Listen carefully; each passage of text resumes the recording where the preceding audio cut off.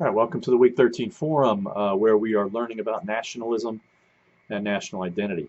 Decovich and Eastwood, I think, do a good job of describing the essentially extra-rational process by which identity, both social and national, are constructed. And of course, I'm using a loaded word when I use that word, but I think I agree with it.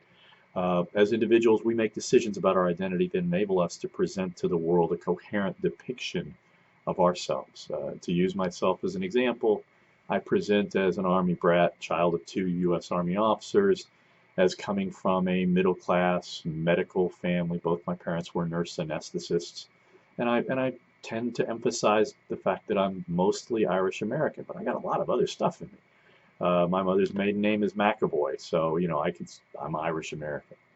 An important aspect of my narrative is also my education and my vocation as a college professor. My wife would tell you I'm a political junkie, that I am the job, if you would. So why do I attach particular meaning to those particular strands of my past, present, and future? Um, why not some other features of my identity? A different person would have attached different significance to the fact that my maternal grandmother was Welsh, for example. So I'm as much Welsh as Irish. A different person would have emphasized the fact that I have some Native American in me.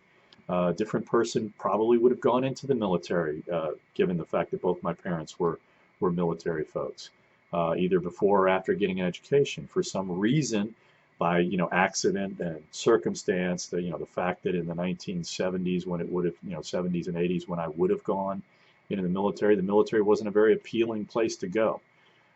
Then there's the broader question of what it means to call oneself an American, right? National identity references the notion that many of us think of ourselves as distinctly American, and derive a sense of meaning from that term. More broadly, nationalism asserts both as an empirical and normative matter, a world is and should be conceived in terms of nation states, right? We need to remember the distinction between nations and states, where the former references people who share history, culture, and territorial connectedness, and the latter refers to the organizations and institutions that enjoy a monopoly on the use of force, a bureaucratic organization, and a provision of certain important public good to all of its citizens, which may or may not share a sense of national identity. I make this distinction again because most modern nation states are pluralistic. In other words, they have a diverse set of ethnic, cultural, racial, religious, or regional differences. Japan is actually pretty unique in its racial homogeneity. There's only a tiny percentage of Japanese that are not ethnic Japanese. There's a group in the northern island of Hokkaido called the Ainu that are ethnically distinct.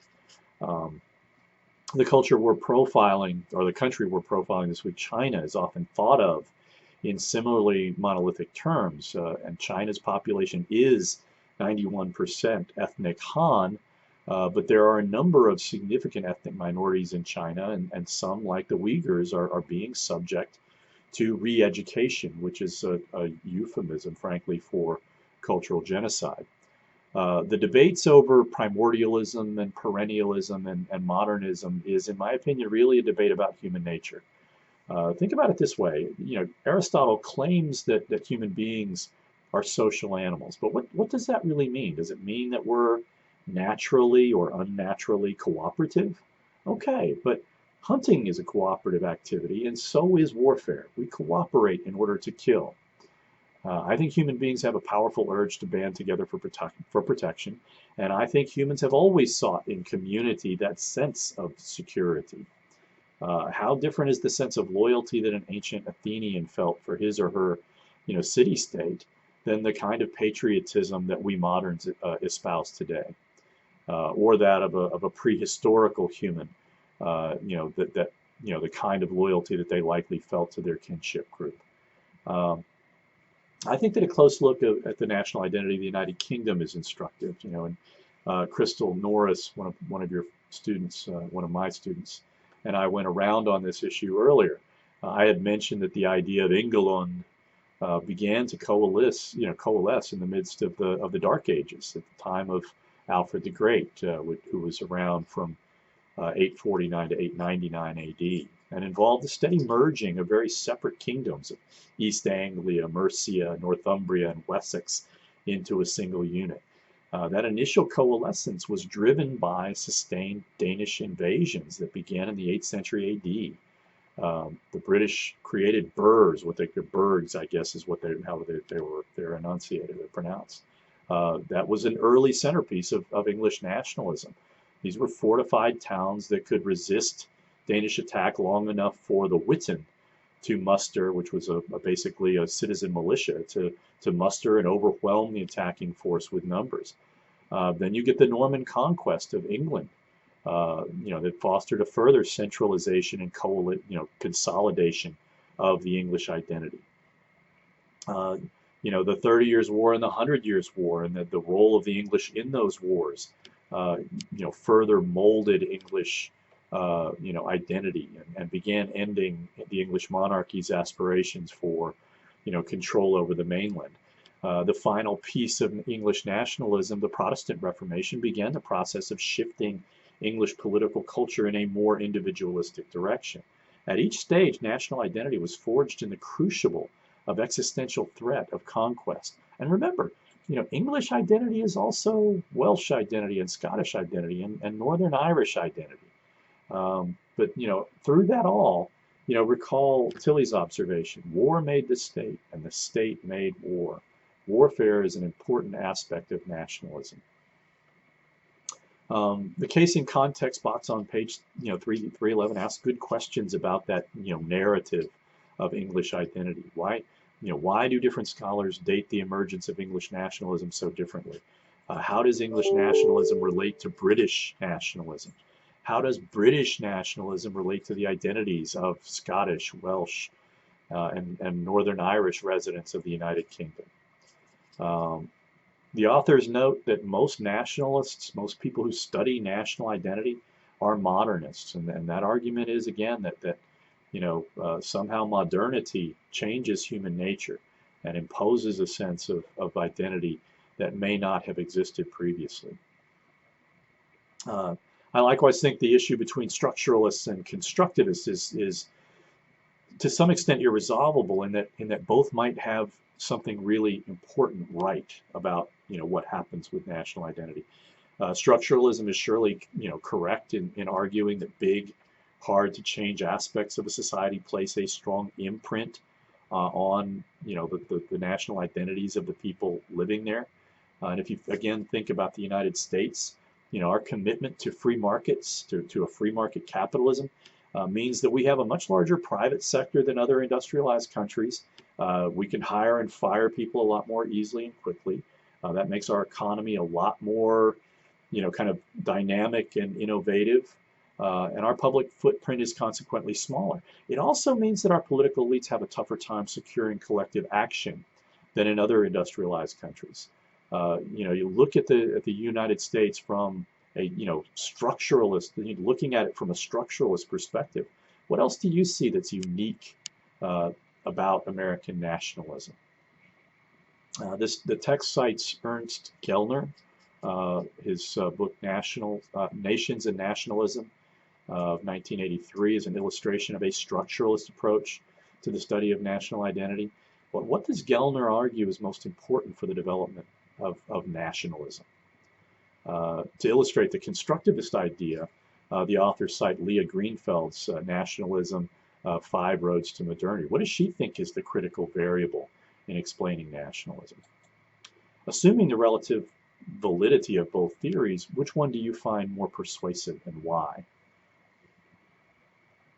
The discussion of Western and Eastern nationalism highlights the difference again between a nationalism forged on territory and citizenship, and nationalism that focuses on ancestry and basically says, if you don't have some aspect of you that is distinctively German or Russian, then you don't get to be a citizen at all.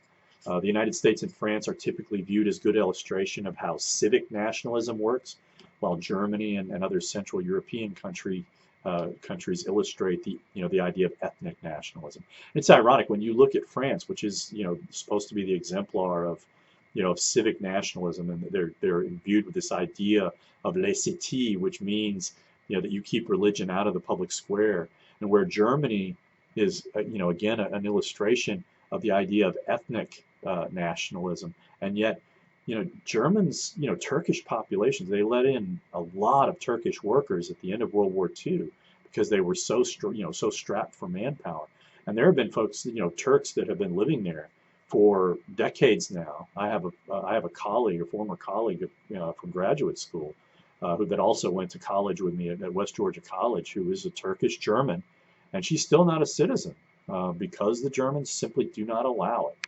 And the reason for that is the principle of jus sanguinis. I'll talk about that in a second. Citizenship informs our ideas about nationalism. And when you look at jus sanguinis, which basically says, again, citizenship has to be based on descent, versus jus soli, where again citizenship is based on territory, where how those principles shape the kind of citizens that that are gonna come. The United States, we typically employ both principles. The 14th Amendment's opening phrase, all persons born or naturalized in the United States and subject to the jurisdiction thereof are citizens of the United States and of the state wherein they reside. That's a clear expression of the jus soli principle. And make no mistake, they knew what they were doing when they drafted that. Okay, they had lawyers, in those committees that understood that in doing that, they were effectively naturalizing children of aliens born within the territorial United States. They meant to do that. But then when you look jus sanguinis, this idea of descent, it clearly motivates many aspects of American immigration law, which is clearly designed in many instances to exclude people. And let me be clear, the first American law covering immigration was entitled the Chinese Exclusion Act. It was passed in 1882, and it was designed with racist intent. They wanted to keep Chinese out. And it was, again, it's one of these instances where huge majorities in the West imposed the policy on the rest of the country. Subsequent immigration statutes have done very little that is less racist. Okay, they have attempted to skirt accusations of racism by focusing on other factors that have the same racist impact. Should the United States consider revising its immigration laws? How would you change them? Would you base immigration law purely on jus soli or purely on jus sanguinis principle, or would you do a mix again? And why? Why would you do it? What is your rationale? The remainder of the chapter focuses on why nationalism contributes to conflicts and how best to control or end such conflicts. Our assumptions about nationalism will likely, again, affect the kinds of explanations that we find persuasive for how you bring those kinds of conflicts to a close. For explaining why nationalism creates violence, the authors note that the who has a great implication for the why, right? That who is engaged in these kinds of conflicts, be it ethnic Albanians and Serbs. Part of that is this sense for the ethnic Albanians, they're racially the same, but the Albanians are Muslim, whereas the Serbs are Eastern Orthodox. Which of the explanations, primordial bonds, cultural boundaries, material interests, or rational calculation, do you think would be the best way to explain why ethnic and national violence erupts? And how can such conflicts be stopped? Right? The authors note that there are institutional approaches where warring groups occupy adjacent territory. One constitutional approach would be what is known as a consociational regime, where it's kind of occupying a middle zone between federal republics and a confederacy. And it works so long as both sides kind of stick to the rules, and it works so long as nothing changes, right? Lebanon was an example of a consociational regime, and what changed? Huge influx of Shiites expelled, Shiite Palestinians expelled out of Palestine. What are some other approaches to ending ethnic and nationalist violence?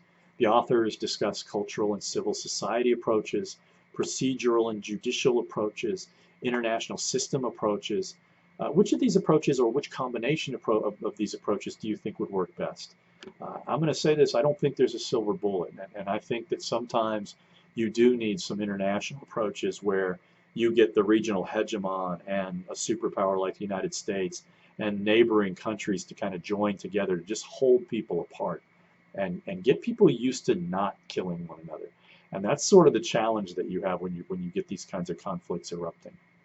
The country profile this week is China, which is one of the megastates with a population in excess of 1.4 billion citizens. It's also a state with a history that stretches way back. Francis Fukuyama argues that China pioneered the development of a bureaucratic state, which most scholars argue did not really develop until the 16th century in Europe. China is also, at least formally, a communist government, and the Chinese Communist Party retains a firm grip on the political and economic power of that country. I think that Xi Jinping represents a dangerous kind of change element, change agent within the Chinese state. His anti-corruption purges appear to have removed a great number of serious rivals, and he has subsequently removed impediments to his continuing in control of government into the foreseeable future. So as you read the profile on China on pages 413 to 427, what stands out most about China's political system? What do you think is hardest to understand about the Chinese political system? What do you think is the likelihood of China evolving at some point into a more democratic society, or into what Fareed Zakaria would call an illiberal democracy? All right. I trust this provides you with sufficient guidance. Let me know what you think is the most important part of this chapter, or what's, again, the most difficult to follow. Remember, the stuff that you're having trouble with is the stuff that we should be talking about. All right, let's have a great week of discussion.